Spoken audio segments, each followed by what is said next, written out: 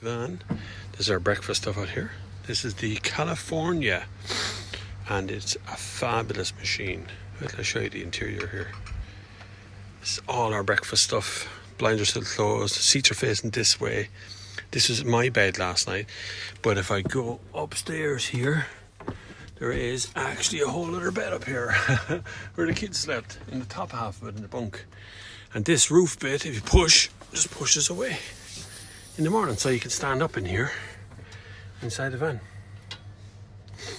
So we just had breakfast, and we're going to pack up and get going in a minute. The good part of the California is a 2-litre diesel, 7-speed DSG up front. That makes it very handy to drive around the town and park and use. And I didn't plug it in last night, so a leisure battery is on board. Now with a leisure battery, you can't use a 3-pin plug. So you want to dry your hair, or you want to boil a kettle electrically, it's a no-no while you're on batteries. While you're plugged in though, because this does take a standard plug-in from many of the campsites, while you're plugged in you can use all the electric items. It does come with a 3-pin plug, and it does come with 2 active USB ports for charging phones and stuff, and they stay on all the time. Actually a pretty fast charge on those too. Recommendations: a California is an amazing thing. It's built by VW in the VW factory. I've loved them for years. I love them whenever they're on. The only thing that's sadly lacking out of California, always has been, is a toilet. You have to go to a campsite or somewhere with a toilet to be able to go and, even brush your teeth, or, go to the toilet in the morning or the night. And it's always a bit of a problem in these. But for the sacrifice of not having a toilet, the big good part of this is that realistically it can go anywhere, and it looks like a stealthy van when you don't put the roof up. So it's pretty cool, huh? Now there is a cooker and sink under here, but we don't have gas connected from Volkswagen, so we just bring our own little camping stove. And that's actually a window there that you can open. So the blinds are built in to each window, and they're really easy to open and close. And this boot here is, the bottom half is storage, and the top half is actually your bed at night time in there. And this is a shower connector, so you can wash your feet when you come back from the beach. And in here then is full of storage for all your gear. Bonus points: my neighbour actually uses that car to drive around the campsite. It's a little car. So look, I know that was a very brief tour of the Volkswagen California, but it's just we took it away for a couple of nights. There's another one here. This is not a California, it's a transport. Has been altered.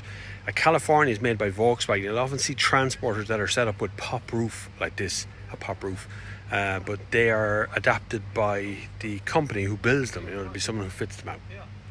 So that is the pop roof popped, and beside it along here is this whole piece here comes out as an awning like that one over there, and that pops up. They're vents. You can open them to let air in around the cabin, and it actually keeps a nice little mosquito net in place as well, so it keeps it nice and cool on the inside, which is just here.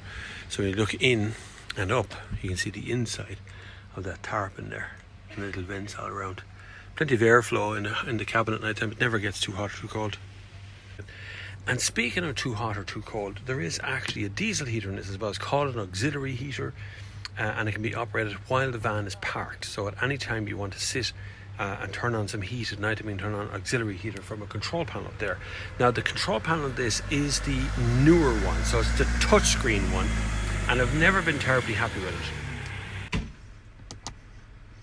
So you can see on this little screen here that I have the fridge running, which is this little light. And this is the control to tell you how much battery you got left. So 15 hours at the current consumption of battery. And if I click over, I can get into all the other stuff as well. Turn on the box, pop-up roof, auxiliary heaters. That's where the auxiliary heater runs from, in here. So this little auxiliary panel up here is actually really good. It does allow you very finite controls over things, but I actually prefer the older panels in here. It's just an LED thing, not touchscreen. You just roll the dial, click the thing, and then press a definitive button. There's a lot of beeps and bongs as well about the roof coming down. When you're setting up the van first, it warns you that check above to make sure there's no roof or no trees or anything above you.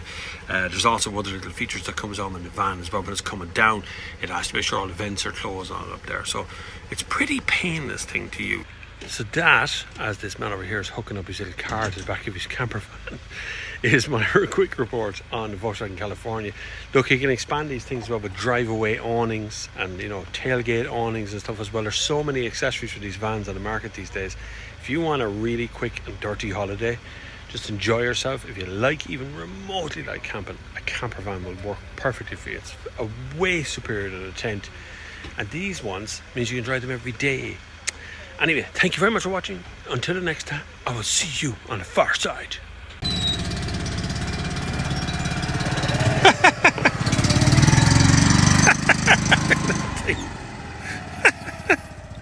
That's bad. This guy has a little quad bike thing on the back of his massive camper van.